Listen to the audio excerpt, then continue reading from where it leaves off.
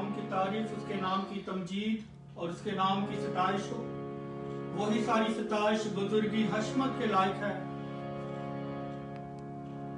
आज मैं खुदाम का शुक्र अदा करता हूं कि उसने फिर एक बार ये तौफीक मुझे बख्शी कि मैं खुदावन का जिंदा कलाम आप तक शेयर कर सकूं। खुदावन के कदूस बाबरकत नाम में आप सबकी सलामती हो। आए खुदावन की हजूरी में चलेंगे, उसके गहरे अबर को, उसके गहरे मस्सा को अपने ऊपर आने दें, ताकि उसका कलाम, जो उसके कलाम का बीज बोया जाए, वो 30 गुना, 60 गुना और 100 गुना फल लेकर आने वाला हो। आए मेरे अजीजों, इस गीत की एक ही आयत गाएंगे, उसके बाद जिस तरह खुदावन का रूह हमें गाइड करेगा हम आगे बढ़ते चले जाएंगे। Praise God. गीत गाएंगे, रूह पाक मुझ पे आ ठहर जा। रूह पाक मुझ पर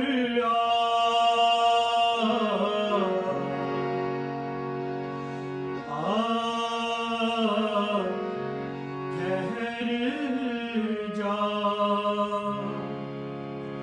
रूह पाक मुझ पे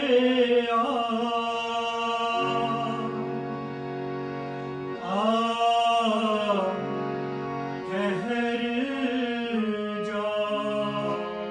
उसे कहें बदलूं मैं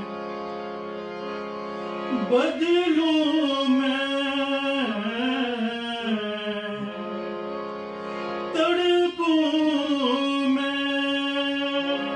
अपनी तड़प, अपनी प्यास उसे दिखाएं। जियो यीशु के लिए, जियो यीशु के लिए। रूह पाक मुझ पे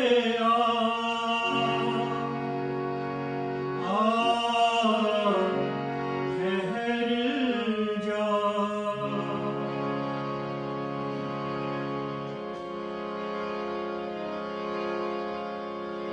जीवन बदले, सूरत बदले। फिर गाएंगे इसको।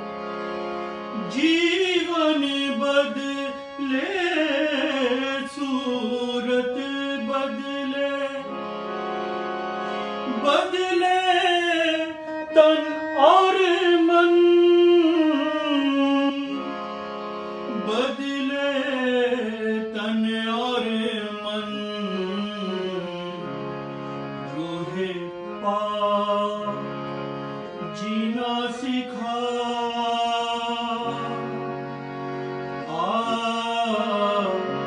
ठहर जा। उसे कहें, रूह पाक तू मुझ पर आ और मुझे यीशु की मानित बनने की कुव्वत बख्श। मुझे जीना सिखा इस दुनिया में, ताकि मैं यीशु की मानित बनना शुरू हो जाऊं। रूह पाक मुझ पे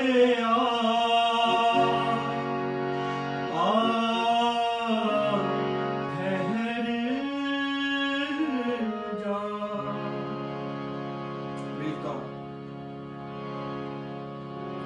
मेरे अजीजों, खुदाम के कलाम के लिए अपने आप को तैयार करें।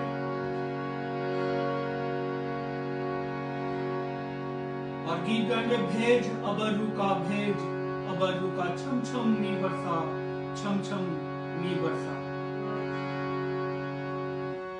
भेज अबरू का, भेज अबरू का, भेज अबरू का, भेज अबरू का। छम छम नी बरसा, छम छम नी बरसा, छम छम नी बरसा, छम छम नी बरसा। भेज अबरू का,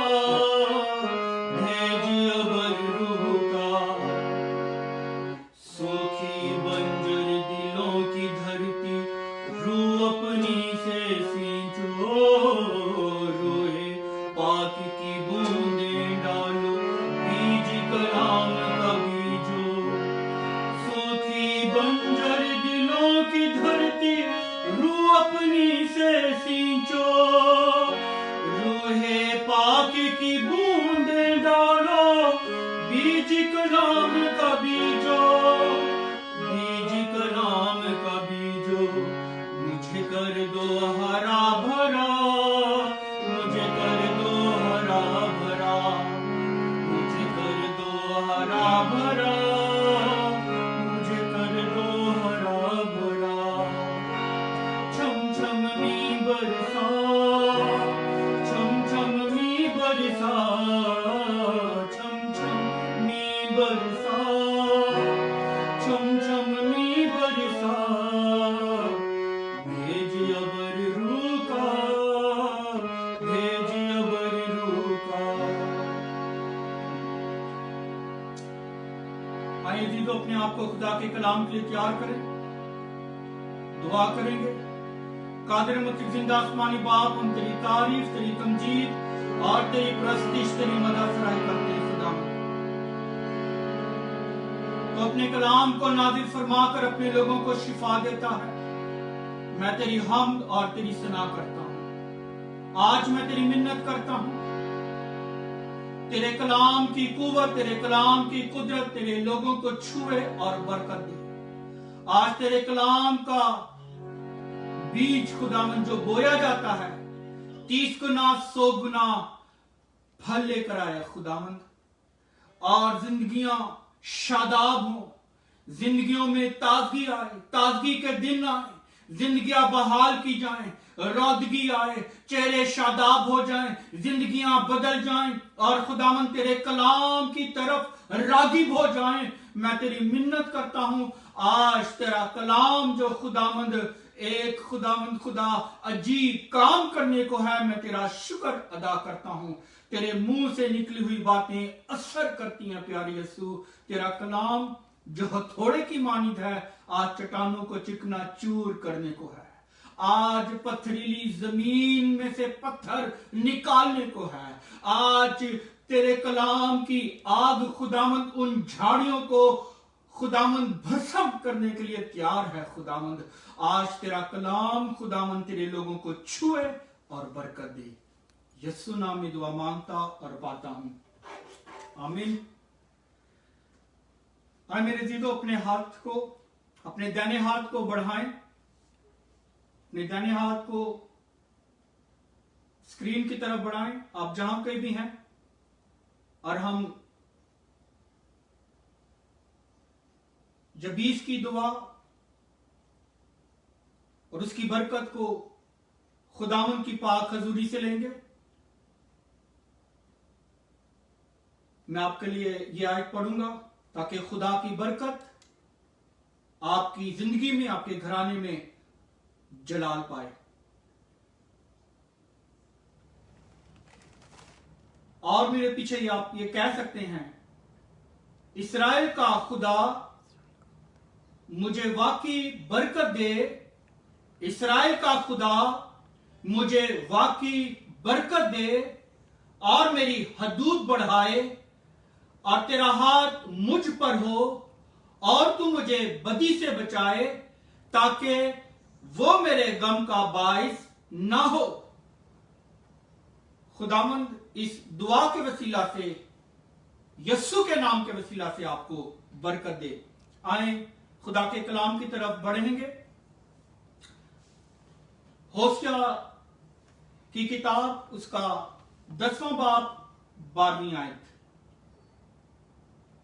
होशिया नबी की किताब, उसका 10वां बाब, उसकी 12वीं आयत हम पढ़ेंगे। खुदा के कलाम में मरकूम है, अपने लिए सदाकत से तुखम रेजी करो। किसके लिए? अपने लिए सदाकत से तुखम रेजी करो, शफकत से फसल काटो और अपनी उफ्तादा जमीन में हल चलाओ, क्योंकि अब मौका है कि तुम खुदावंद के तालिब हो, ताकि वो आए और रास्ती को तुम पर बरसाए। ये इस किताब की मरकजी आयत है। खुदा के कलाम में लिखा है, अपने लिए सदाकत से तुखम रेजी करो, शफकत से फसल काटो और अपनी उफ्तादा जमीन में हल चलाओ। आज का जो हमारा मजमून है वो है उफ्तादा जमीन पर हल चलाया जाए। उफ्तादा जमीन पर हल चलाओ, क्योंकि अब मौका है कि तुम खुदावन के तालिब हो, ताकि वो आए और रास्ती को तुम पर बरसाए। रास्ती को बरसाने वाला खुदा है। मेरे अजीजों, कमी और कमजोरी हम इंसानों में पाई जाती है। खुदा रास्ती को बरसाना चाहता है, खुदा अपनी बारिश को बरसाना चाहता है, खुदा अपने रहम को करना चाहता है, खुदावंद अपनी शफकत को नाजिल करना चाहता है, खुदावंद अपनी मेहरबानी दिखाना चाहता है। और वो कहता है कि मेरे ख्याल तुम्हारे लिए बुराई के नहीं बल्कि भलाई के हैं। खुदा भलाई का खुदा है और हमारे लिए भलाई पैदा करना जानता है। जो कमजोरी है, जो खामी है, वो हम इंसानों में पाई जाती है। इसलिए आज का जो खुदावन ने मुझे कलाम दिया है वो है अपनी उफ्तादा जमीन में हल चलाओ। जहां कोई कमी, कमजोरी, खामी आ चुकी है, आज मैं इस कलाम की को मद्देनजर रखते हुए, इस कलाम पर अपनी आंखें लगाते हुए अपनी जिंदगी पर गौर करूं कि वो कौन सी ऐसी चीजें हैं जो मेरे अंदर उस शक्ति को रखे हुए हैं कि मेरी जो दिल की जमीन है वो उफ्तादा है, वो बंजर हो चुकी है कि खुदा का कलाम और उसकी मर्जी मेरी जिंदगी में पूरी क्यों नहीं होती, और उसका फजल और उसका रहम मेरी और मेरे घराने की जिंदगी में क्यों नहीं होता। हम कई दफा दुआएं करते रहते हैं, रोजे रखते रहते हैं और दुआ नहीं सुनी जाती। इसीलिए खुदावन ने मेरे दिल में डाला कि हम इस कलाम को सीखें कि अपनी उफ्तादा जमीन में हल चलाओ। किसान और जिम्मेदार की ख्वाहिश होती है कि इस साल हमारी जमीन पर बहुत सा फल आए, हमारी जो जमीन है वो जरखेज हो और बहुत सा फल लेकर आए। जो बीज हमने बोया है, चाहे वो गंदम का हो, सब्जी का हो, फल का हो, उनकी ख्वाहिश होती है कि हमें पिछले साल से की बनिस्बत इस साल में हमें बहुत सा मुनाफा हो। जो मेहनत हमने की है, जो जमीन हमने ठेके पर दी है, जो किसान उस पर मेहनत कर रहा है, उसका फल उसे मिले। और किसान जो है, आपने अक्सर देखा होगा गांव की तरफ, जब आप पंजाब की साइड में या सिंध की तरफ आप जाते हैं तो किसान जो है वो अपने टूल्स को लेकर, खेती बाड़ी के टूल्स को, अपने औजारों को लेकर, अपने जानवरों को लेकर पो फूटने से पहले वो तैयारी कर रहे होते हैं, वो जा रहे होते हैं, वो अपने काम को सरअंजाम दे रहे होते हैं। और बंजर जमीन, वो जमीन जो बंजर होती है, जो फल लाने के काबिल नहीं होती, जो अनाज उगाने के काबिल नहीं होती, वो किसान उस जमीन, उस बंजर जमीन में हल चलाता और उस जमीन को जरखेज करता, नरम करता, और फिर जब वो वक्त आता तो बीज उसमें बोया जाता ताकि बीज उगे और फल लेकर आए। पौलुस रसूल पहला कुरिन्थियों उसके 3 बाब की 9वीं आयत में लिखता है, तुम खुदा की खेती और खुदा की अमारत हो। तो हम जो मसीही हैं, हम खुदा की खेती हैं, यानी बोई हुई जमीन। खेती का मतलब बोई हुई जमीन, ऐसी जमीन जिसमें खुदा का कलाम मौजूद है। हम बचपन ही से खुदा के कलाम को सुन रहे हैं, संडे स्कूल में, अपने मां बाप के वसीला से, गीतों के वसीला से, कहानियों के वसीला से, पैशन ऑफ क्राइस्ट के वसीला से, जीसस मूवी के वसीला से, और बहुत से जराए हैं जिनके वसीला से हम खुदा के कलाम को सुनते रहते हैं। इसलिए पौलुस रसूल कहता है, तुम खुदा की खेती हो, यानी बोई हुई जमीन हो।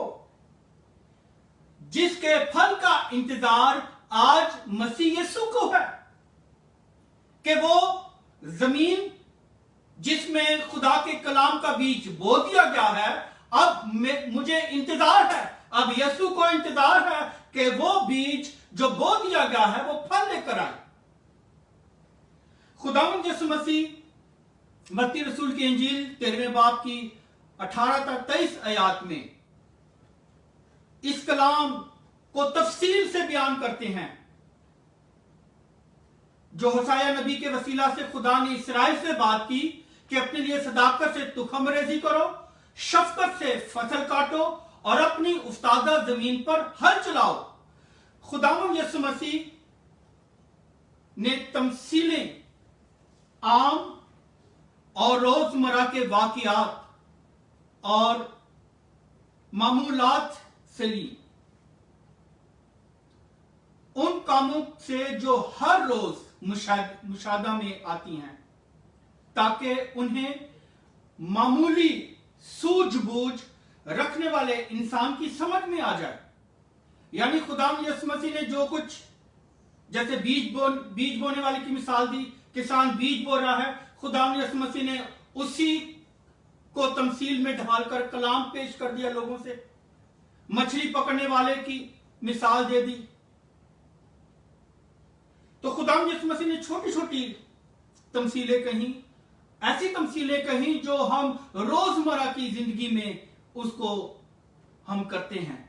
उन्हीं से खुदावंद ने तमसीलें बनाई और अपने कलाम को बयान किया ताकि मेरे जैसे नासमझ शख्स को समझ आ जाए कि खुदा का कलाम क्या कहता है। मकसद यह था कि रूहानी बातें आसान और सादा हो जाएं और आसानी से समझ में आ जाएं। हालेलुया। तो मेरे अजीजों, कलाम को समझना, दुरुस्तगी से सुनना ही बामकसद होता है। कलाम को समझना, दुरुस्तगी से सुनना, बड़े राम राम से मैं बोल रहा हूं ताकि आप कलाम को समझ सकें। कलाम को समझना, दुरुस्तगी से सुनना ही बामकसद होता है। अगर सुनकर समझे ना तो यह कोई सुनना नहीं। खुदा का फजल है जो समझ देता है। अगर हम सुनकर समझे ना खुदा के कलाम को, अगर हम सुनकर समझे ना तो यह कोई सुनना नहीं होता।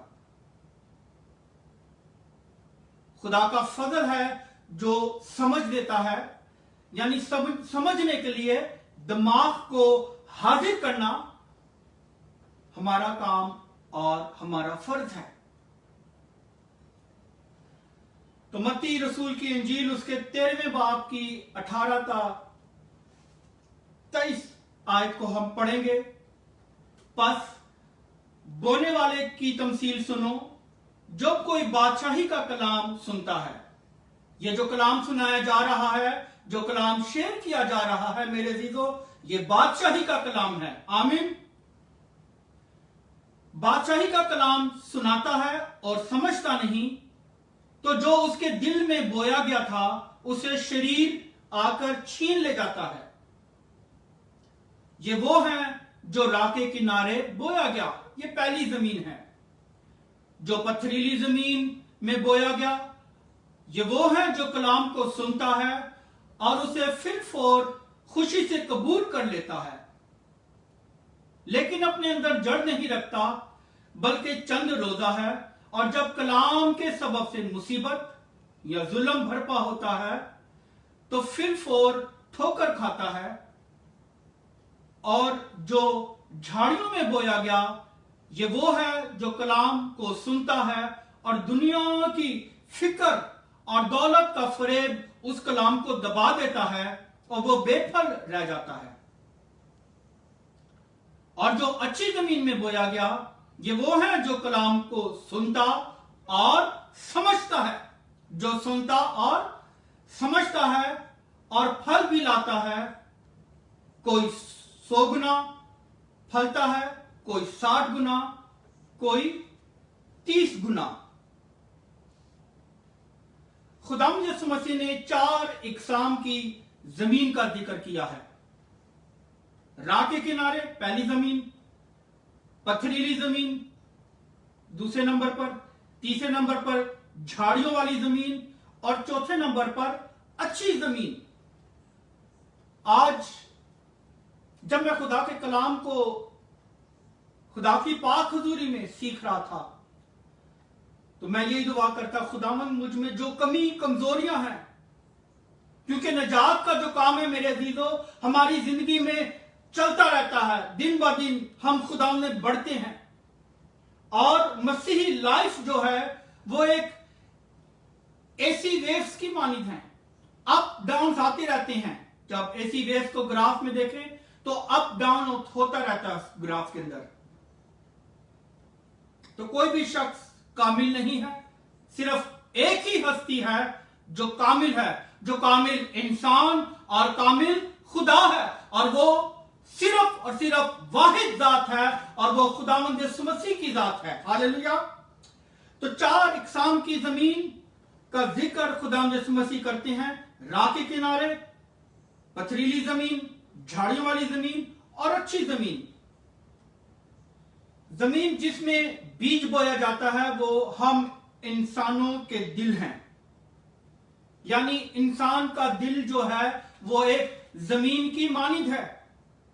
इंसानी दिल में ऐसी सलाहियतें पाई जाती हैं कि वो अच्छी जगह इस्तेमाल हो सकता है।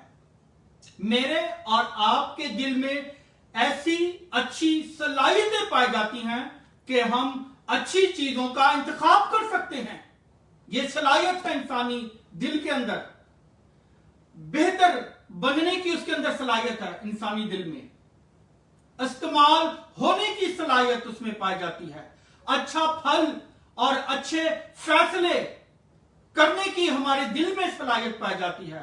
बदन का दुरुस्त रहना और उसका दुरुस्त इस्तेमाल करना हमारे दिल के ऊपर उसका इन्हिसार पाया जाता है, और हमारे दिल में ऐसी खूबी पाई जाती है कि हम अपने बदन को खुदावंद के ताबे कर सकते हैं। आमीन।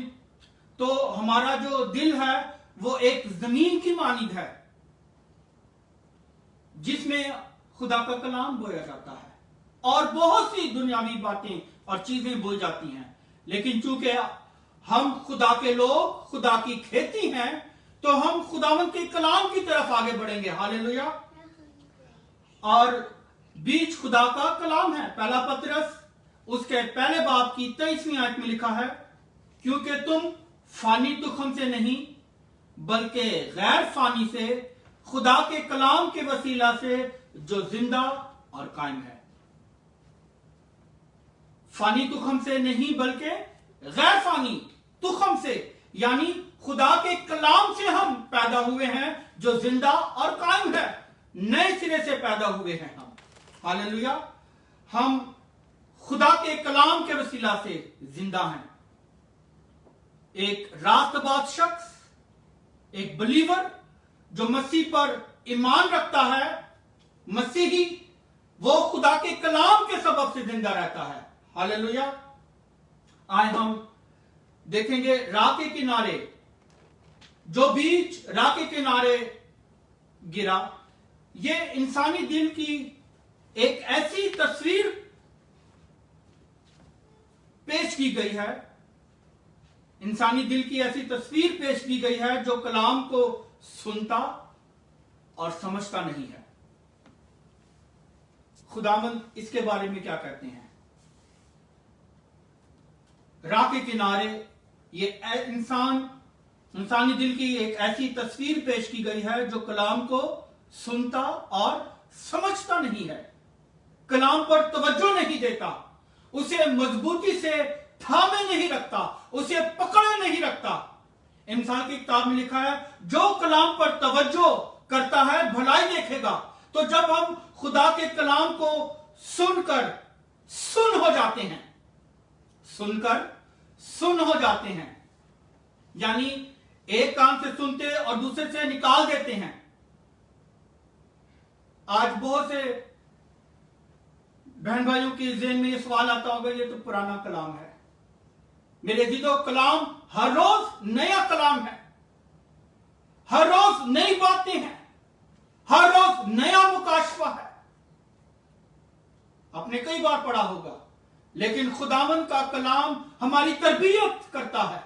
जब हम खुदा के कलाम को सुनकर सुन हो जाते हैं। एक पंजाबी की कहावत है कि सुते होए नू ते बंदा जगा लेंदा है,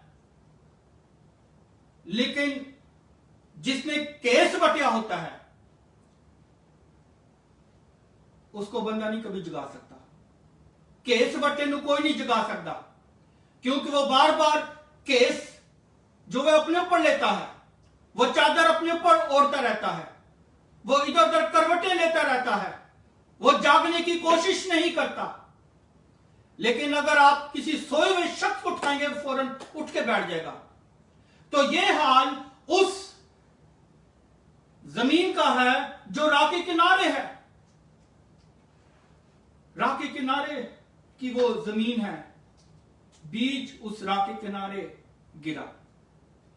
जो कलाम को सुनता और सुन हो जाता है, वो भूल जाता है, और लिखा है शरीर आकर छीन ले जाता है उस सुने हुए कलाम को। उस सुने हुए कलाम को शरीर आकर ले जाता है, शरीर अबलीस। ऐसे लोग जो खुदा के कलाम की कदर नहीं करते, बेपरवाह हैं, बेसमझ हैं, बेकदर हैं, कलाम को ना सुनने वाले की जिंदगी से आसानी के साथ शैतान का शिकार बन जाती हैं ऐसी रूहें। और वो रूहों का बहुत बड़ा कातिल है। इब्लीस, शैतान रूहों का कातिल है।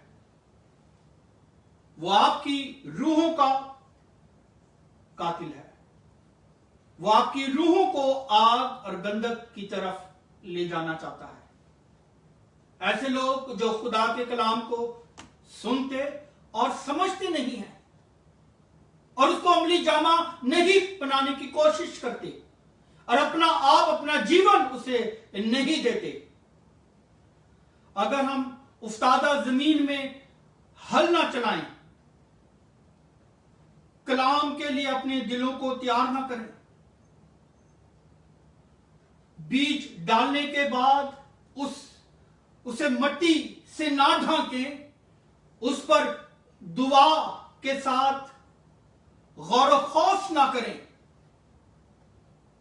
जो कुछ सुना है इस पर गहरी तवज्जो ना करें। गहरी तवज्जो की बात हो रही है। गहरी तवज्जो ना दें तो हम राह के किनारे की जमीन की मानिंद हैं। एक मिसाल देकर समझाने की कोशिश करूंगा मैं। क्या कभी आपने ऐसा किया है कि कोई राहगीर जा रहा हो, आपने उसे इनवाइट किया हो अपने घर में? कोई शख्स जा रहा हो रोड के ऊपर, सड़क के ऊपर, क्या आप उसे अपनी गाड़ी में बोलेंगे चला बैठ जा, मैं तुझे अपने घर ले जाऊं? हरगिज़ नहीं।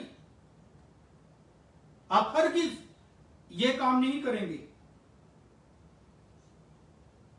हम उसे नहीं बुलाते और ना उसे इनवाइट करते हैं। इसी तरह अगर हम भी उसके कलाम के साथ ऐसा रवैया रखेंगे तो हम आसमान की बादशाही में हरगिज़ दाखिल ना होंगे। हम राहगीरों की मानिंद हैं।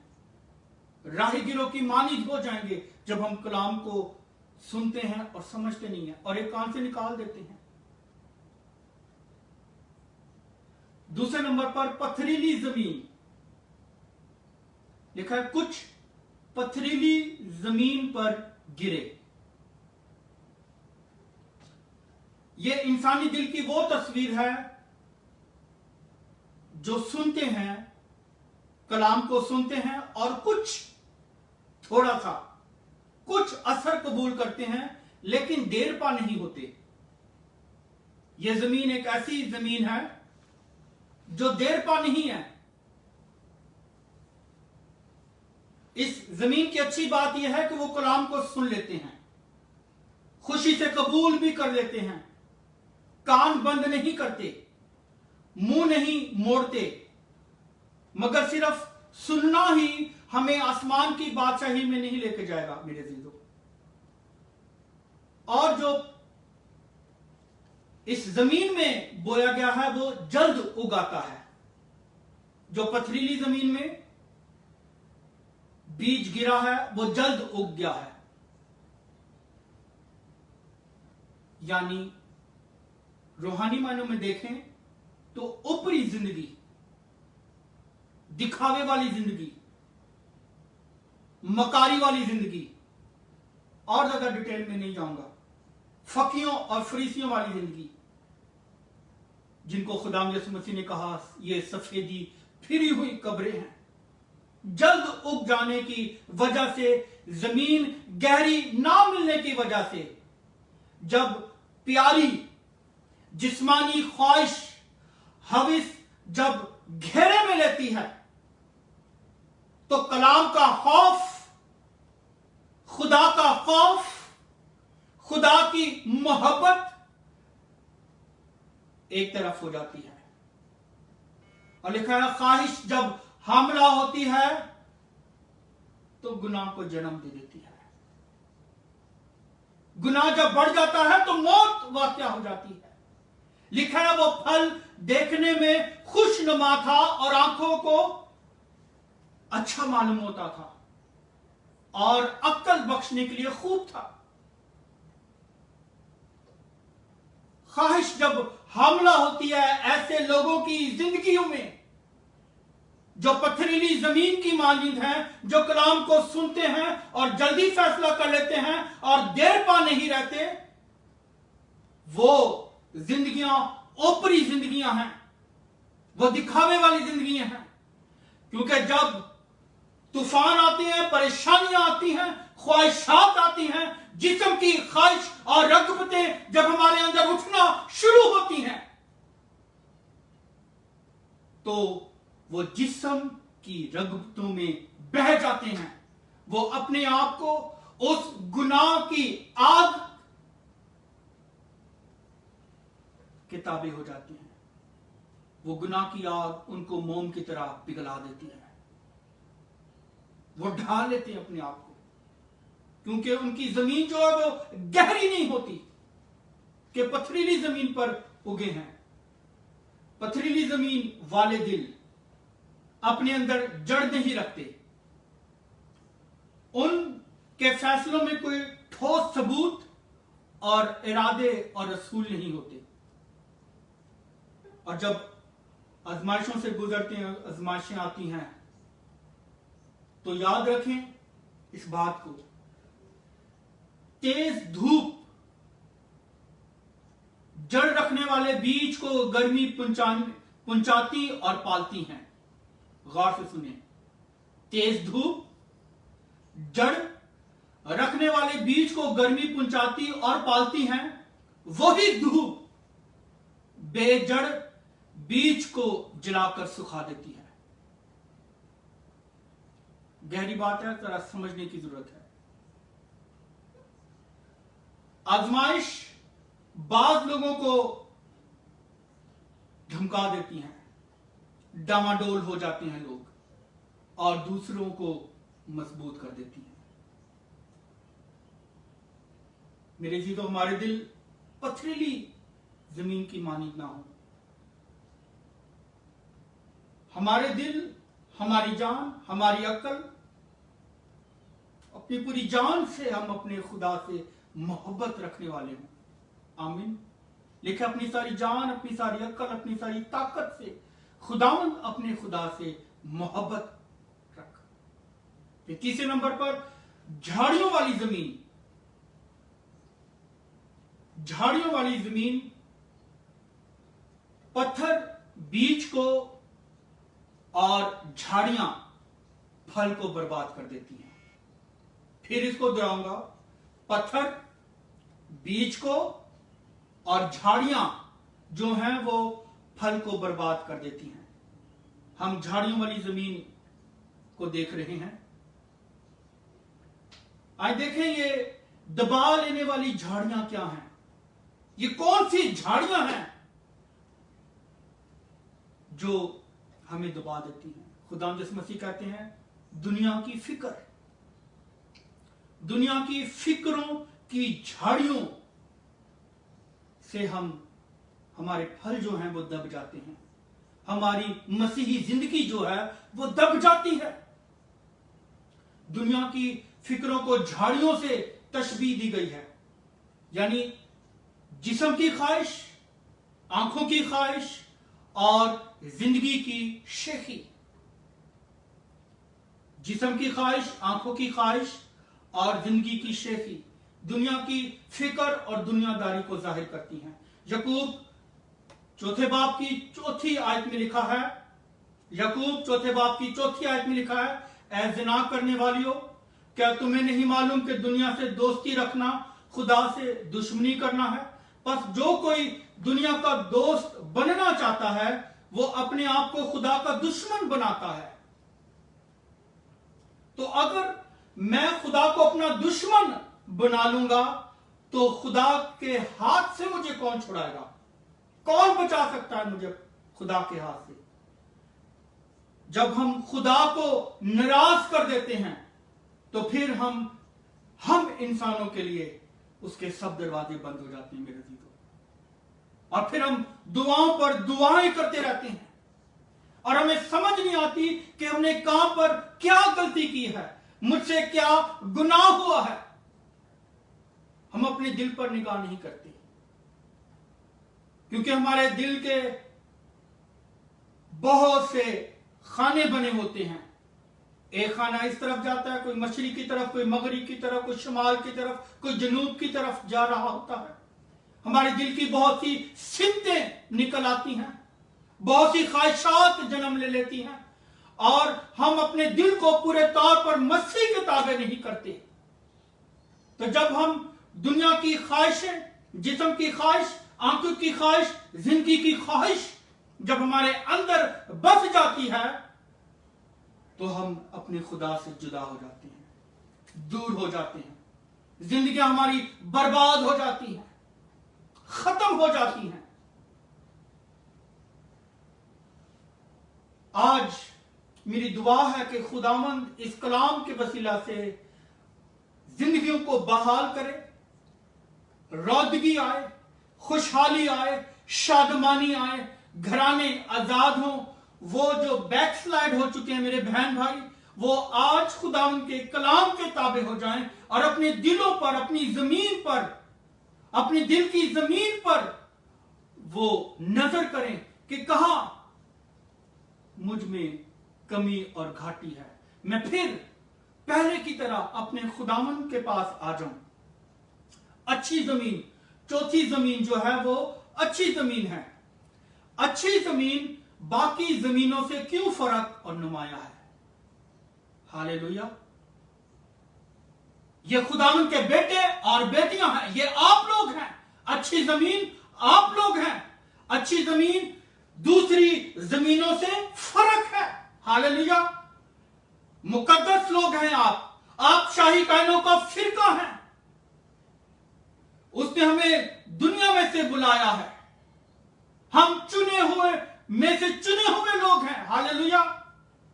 हम अच्छी जमीन हैं। उसे कहें मैं एक अच्छी जमीन हूं, कहें मैं एक अच्छी जमीन हूं। आए खुदावंद, मैं तेरे कलाम के ताबे हो जाती हूं। मैं एक अच्छी जमीन हूं। खुदावंद, अपने कलाम का बीज मेरे अंदर आज बो दे। मैं आज एक अच्छी जमीन की तरह अपनी जिंदगी को तेरे ताबे कर देती हूं। आज मेरे अंदर और दुनिया के अंदर फर्क नुमाया हो जाया है। खुदा, मैं एक अच्छी जमीन हूं।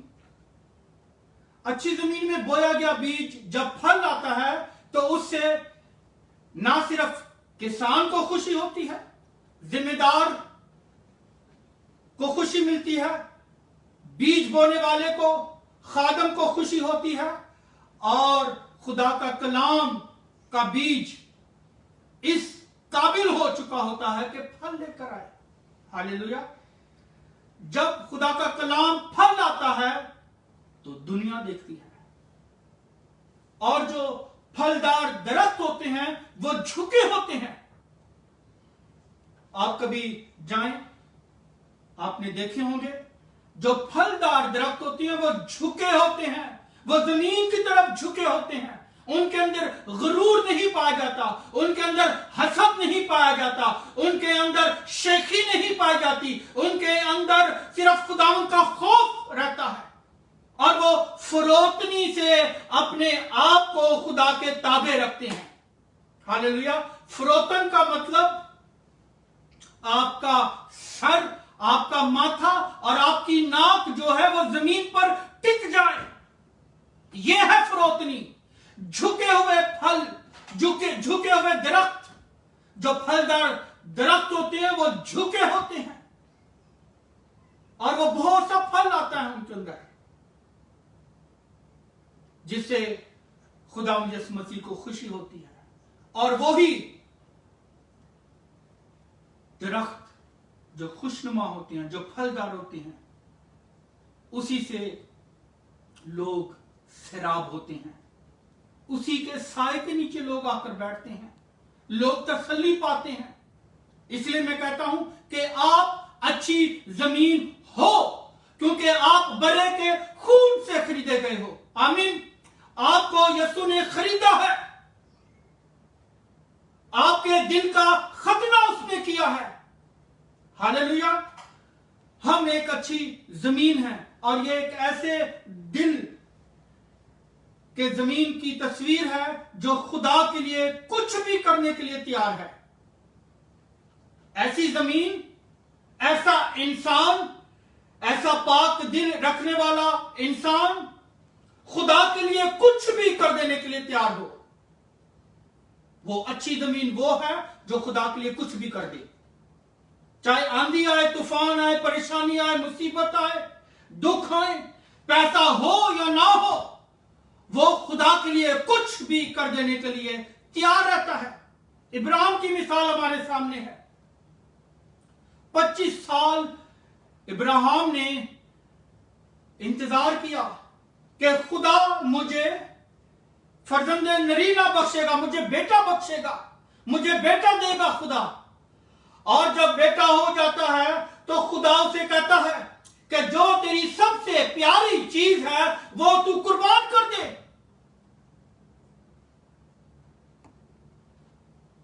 कैसी जमीन है इब्राहिम? उसने अपने बेटे को दरेग नहीं किया। उसका ईमान इस हद तक बढ़ चुका था कि वो जानता था कि मेरा बदन जो मुर्दा था, मेरा बदन, मेरी बीवी का बदन जो है वो मुर्दा हो चुका था, और हम बेटा पैदा नहीं कर सकते थे।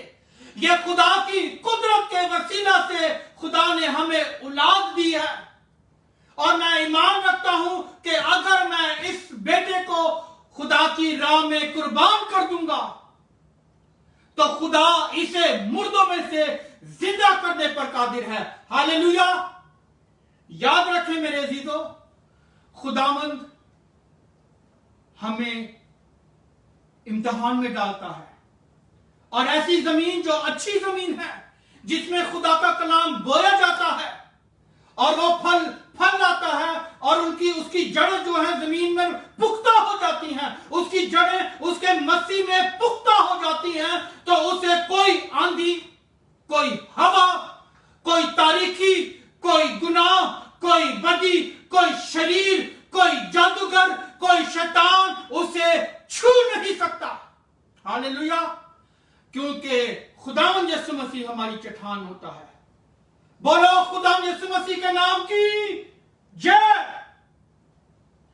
तो इब्राहिम जो है वो एक अच्छी जमीन साबित होता है।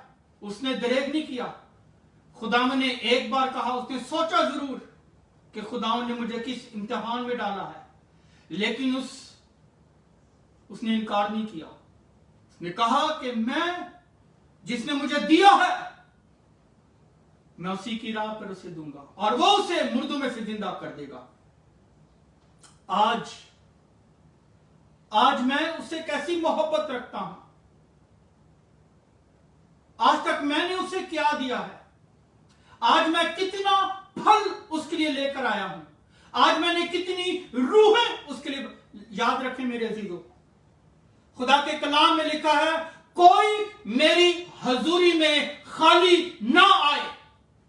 मैं पैसों की बात नहीं कर रहा, मैं हदिये की बात नहीं कर रहा, मैं डोनेशन की बात नहीं कर रहा। वो कहता है, पहाड़ों के बकरे सब मेरे हैं, तुम मेरे लिए कौन सा हदिया लेकर आओगे, कौन सी कुर्बानी चढ़ाओगे? रुपया पैसा धन दौलत सब इधर आ जाएगा। वो कहता है, कोई मेरी हजूरी में खाली ना आए। जब आप इस रोए जमीन से कूच करेंगे, आपके पास क्या होगा, आपके पास क्या जमा है आसमान पर, कि आप उसे कहें कि ये जो तूने मुझे दिया है खुदावंद, मैं तेरे हजूरी में लाता हूं। जो रूहें मेरी खिदमत के वसीला से बची हैं, मैं इन रूहों को, ये जो फल है जो तूने मुझे दिया है, मैं ये फल तेरी हजूरी में गुजरानता हूं। लिखा, जिनकी कोशिशों से बथेरे सादिक ठहरे हैं, वो आसमान पर सितारों की मानित चमकेंगे।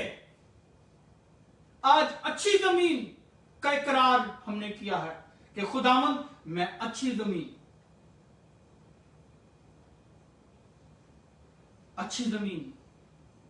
की मानिक बनता हूं।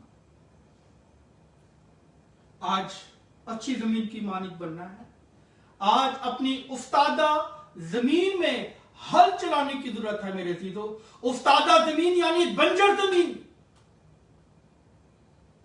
जो पानी को पी जाती है और फिर भी उसके ऊपर वो दड़ाड़े सी लगी रहती हैं। बंजर जमीन है वो, दड़ाड़े पड़ी रहती हैं, जिसमें कलाम का बीज डाला जाता है और वो ऊपर ही तैरता रहता है, ऊपर की सतह पर रहता है। आज उसे कहे, मैं अपनी उफ्तादा जमीन पर हल चलाता हूं खुदावंद, मैं तेरे कलाम का हल चलाता हूं खुदावंद। आज मैं अपने आप को, अपनी जिंदगी को मैं तेरे सुपुर्द करता हूं। लिखा है, पहले उसकी बादशाही की तलाश करो, बाकी चीजें आपको मिलना शुरू हो जाएंगी, मुहैया होना शुरू हो जाएगी। मैं बात कर रहा हूं मुहैया होने की, मुहैया होना शुरू हो जाएंगी।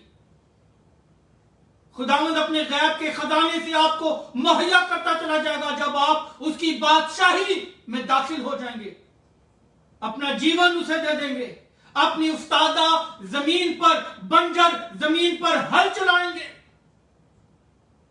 आज कहें, खुदावंद, मैं उस पथरीली जमीन का इनकार करती हूं। आज मैं झाड़ी वाली जमीन बनना नहीं चाहती हूं खुदावंद।